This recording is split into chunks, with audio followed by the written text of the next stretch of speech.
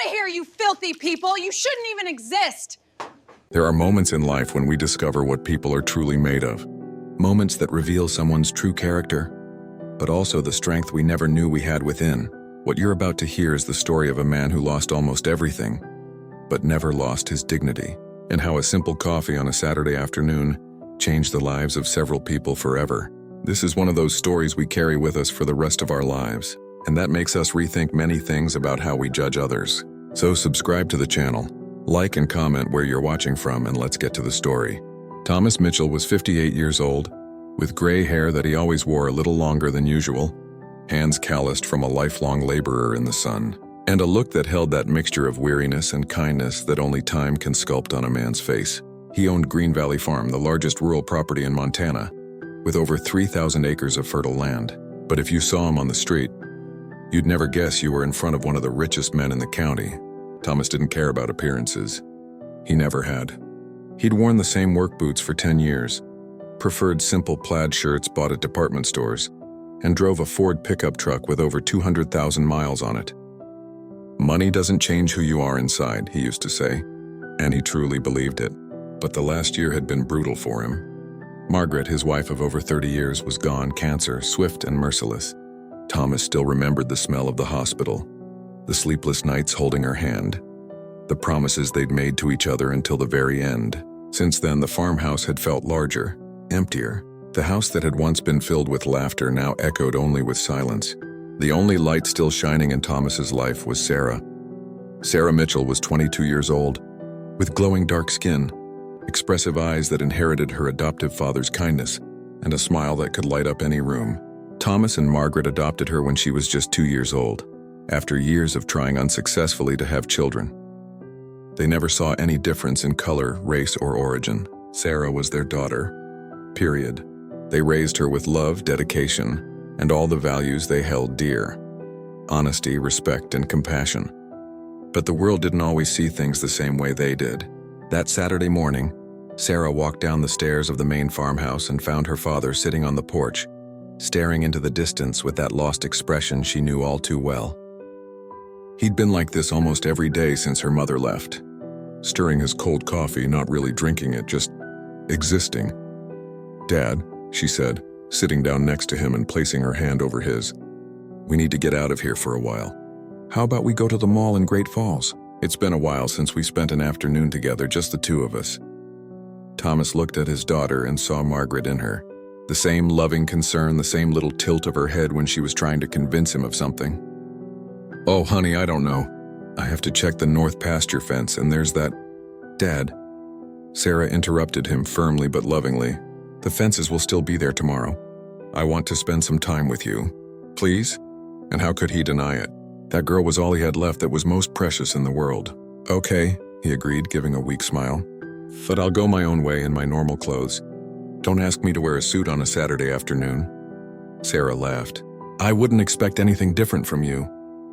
An hour later, Thomas came downstairs ready to go, faded but clean jeans, a blue and white plaid shirt, brown leather boots, and his old agricultural cooperative cap. Sarah, on the other hand, looked beautiful. A light floral dress, elegant sandals, perfectly braided hair, and soft makeup that highlighted her natural beauty. She knew she would be judged wherever she went, so she always made an effort to present herself well, as if that could somehow protect her. "You look beautiful, daughter," Thomas said with genuine pride. "And you're very yourself," she joked, giving him a kiss on the cheek. The drive to Great Falls took 40 minutes. They talked about everything and nothing. Sarah told them about her new job as a teaching assistant at the local school, and Thomas shared some old farm stories, from the days when Margaret was still there to laugh with them. And for the first time in months, Thomas found himself laughing for real. Not the forced laugh of someone trying to be polite, but the kind that comes from deep within, warming the heart. The mall was bustling, as it always is on Saturdays. Families with children, teenagers in groups, elderly couples strolling slowly. Thomas and Sarah browsed a few shops. She tried on some dresses. He pretended to understand women's fashion and made witty comments that made her laugh. "Dad, you're really hopeless," she said, holding his arm as they walked. "But I wouldn't trade you for the world." "Neither I nor you, my daughter. Nor I nor you."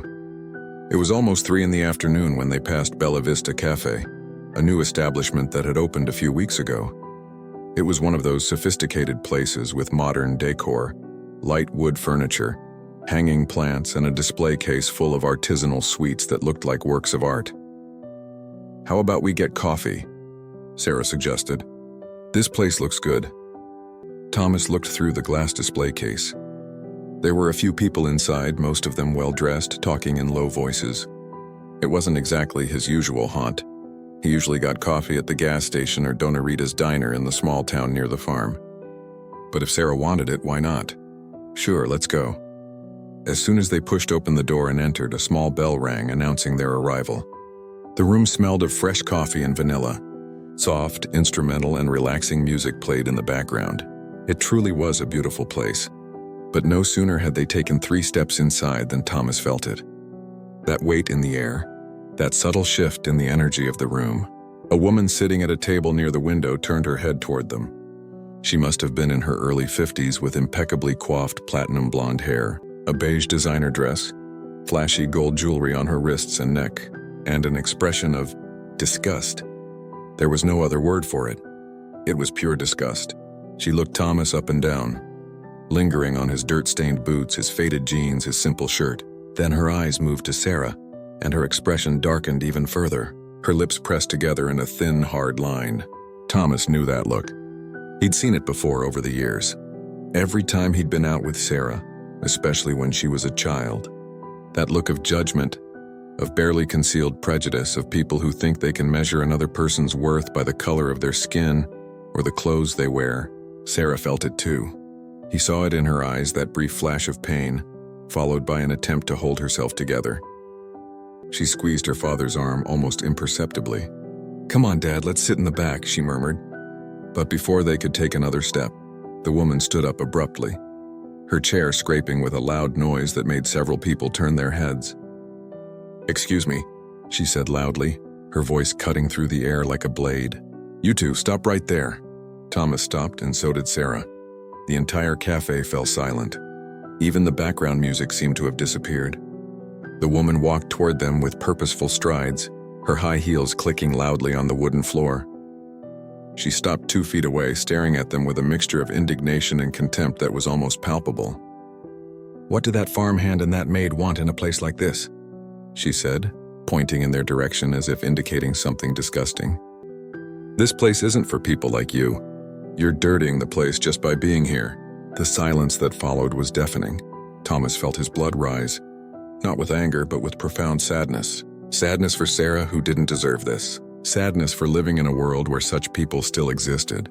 But he had learned over the years that responding with anger only fueled more anger. He took a deep breath, placed a protective hand on Sarah's back, and looked her directly in the eye. His voice was calm, firm, polite, just as Margaret would have said. "With all due respect, ma'am, this place is open to the public. We're citizens like everyone else, and we're just here to have coffee and spend some quality time together. We're not bothering anyone." The woman gave a short, dry laugh without any humor. "Citizens? Do you think I'm stupid? Look at you! You look like you just crawled out of a pigsty. And she," the woman pointed accusingly at Sarah, "is nothing more than a maid you brought along for the ride. Do you think you can just walk into any place and mingle with decent people? Do you really?" Sarah was shaking. Thomas felt it. She tightened her grip on his arm, trying to control herself, but he could see tears forming in the corners of her eyes. It broke his heart into 1,000 pieces.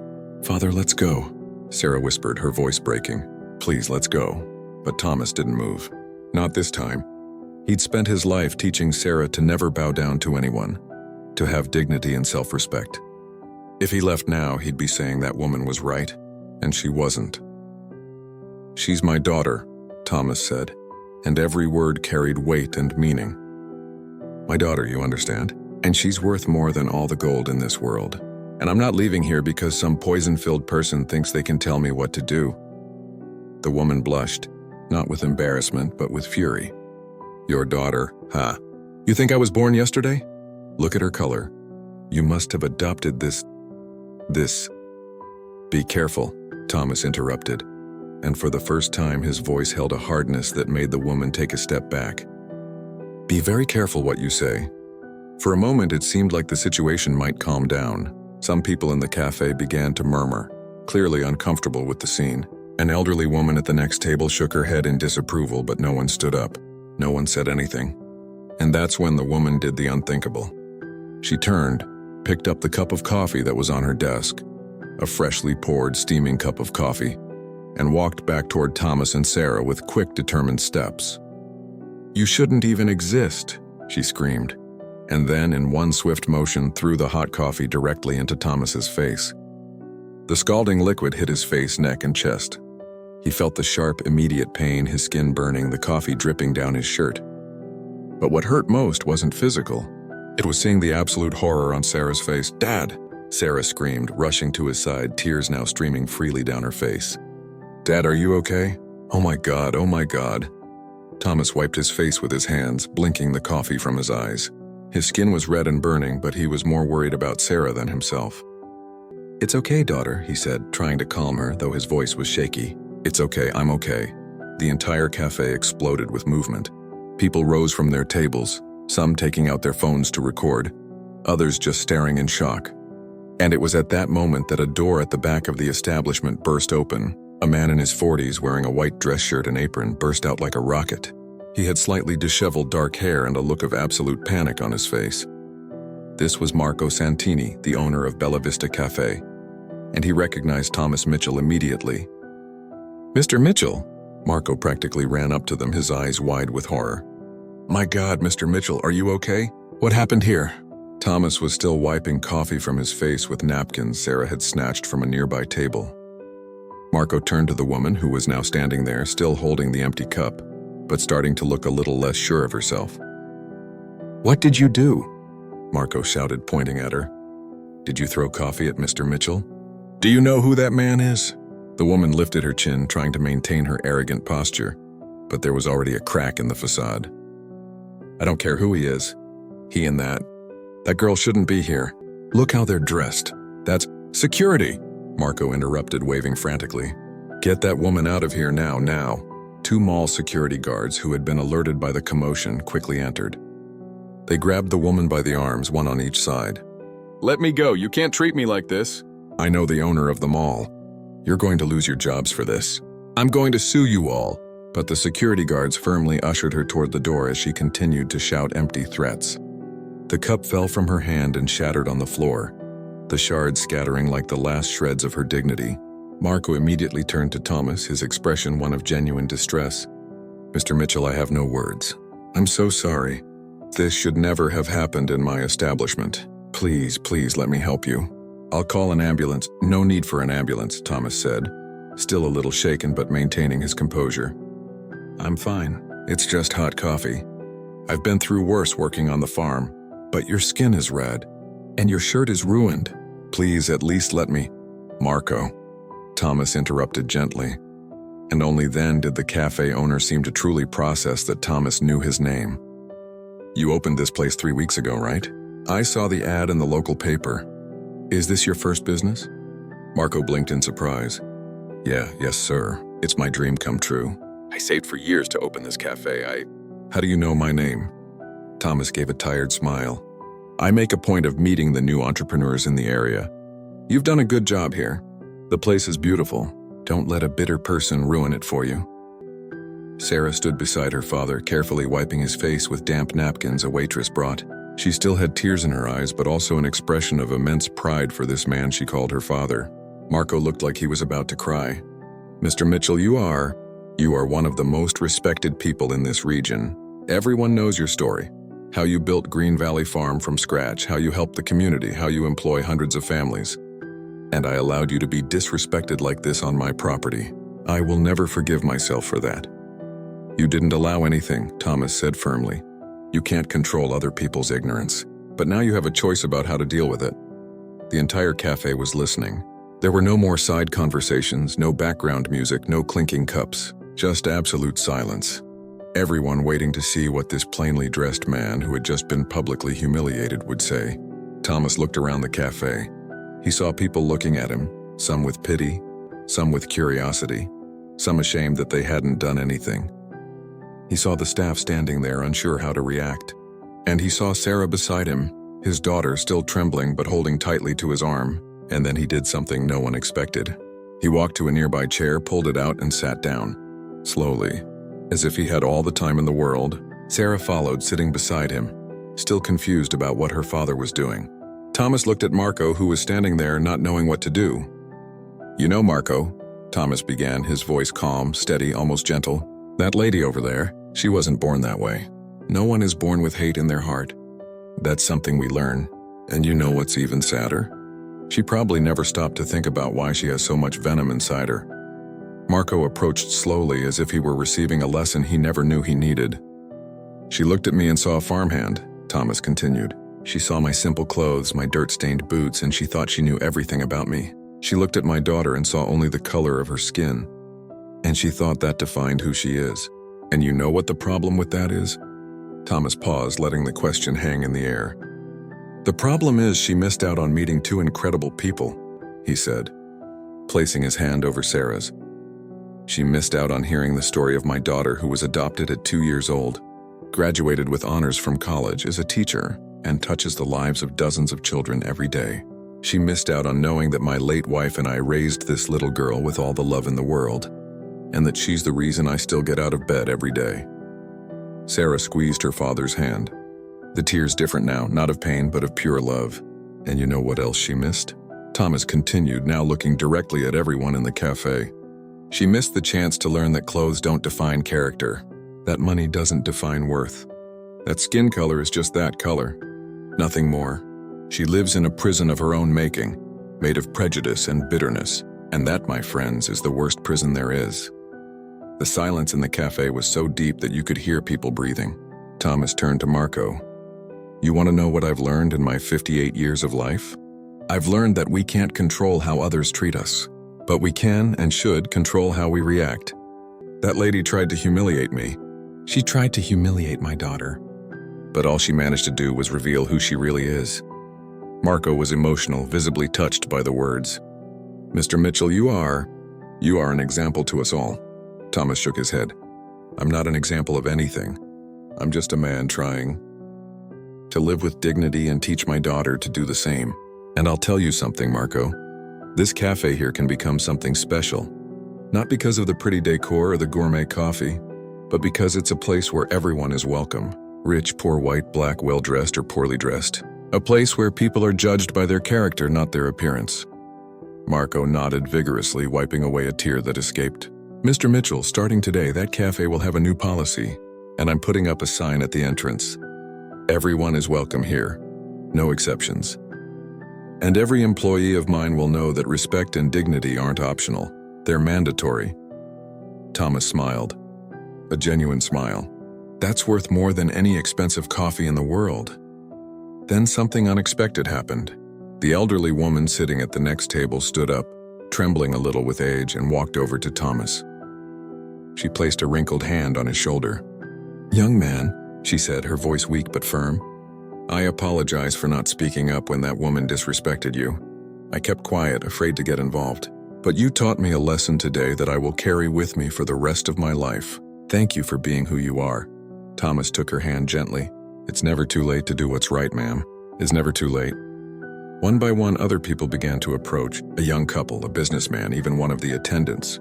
Everyone wanted to shake Thomas's hand, apologize for their silence, thank him for his kind words. Marco brought clean towels and a first aid kit. "Please, Mr. Mitchell, at least let me take care of these burns." Thomas let him. While Marco gently applied ointment to the red patches on Thomas's face and neck, Sarah held her father's hand, still processing everything that had happened. "Dad," she whispered, "why didn't you get angry? Why didn't you yell at her?" Thomas looked into his daughter's eyes with the wisdom that only years and loss can bring. "Because anger breeds anger, daughter. Hatred breeds hatred. And I don't want you to grow up thinking that violence, whether physical or verbal, is the answer. That woman already lives in her own hell. I don't need to add more fire. What I need is to show you that we can face the evil of the world and still maintain our humanity intact." Sarah hugged her father right there in front of everyone and cried. But this time they were tears of pride, of love, of deep understanding of the incredible man who had raised her. Marco brought 2 specialty coffees, courtesy of the house, along with some of the best pastries in the display case. "Please accept. And Mr. Mitchell, Whenever you want to come back here, this table will be reserved for you and your family. Always. Thomas and Sarah stayed there for another hour, talking, laughing, drinking coffee, and eating delicious pastries, as if none of it had happened. Or rather, acknowledging that it had happened, but not letting it define the rest of their day. When they finally got up to leave, the entire cafe applauded. It was spontaneous, genuine applause that echoed not only around the walls of the establishment, but would remain etched in the memory of everyone present. In the car on the way home, Sarah looked at her father as he drove. "Dad, what do you think will happen to that woman?" Thomas was silent for a moment, thinking. "You know, daughter, I have hope that maybe, just maybe today she planted a seed, a tiny seed of reflection, and who knows, maybe one day she'll wake up and realize how much of her life she lost because of the hatred she carries. I pray for that. Do you pray for her? Even after what she did?" Thomas nodded. "Especially because of what she did. The people who hurt others the most are the ones who are hurt the most inside. Your mother taught me that." Sarah smiled, remembering her mother, feeling that somehow she was there with them at that moment. 3 years have passed since that day in the cafe. The story spread through the city like wildfire, not because of the sensational details, but because of the lesson Thomas Mitchell taught. Bella Vista Cafe became one of the most beloved spots in the area, not only for the quality of the coffee, but for the respectful and welcoming environment Marco cultivated there. And what about that woman? Her name was Patricia Lowell. After that day, she was kicked out of several establishments.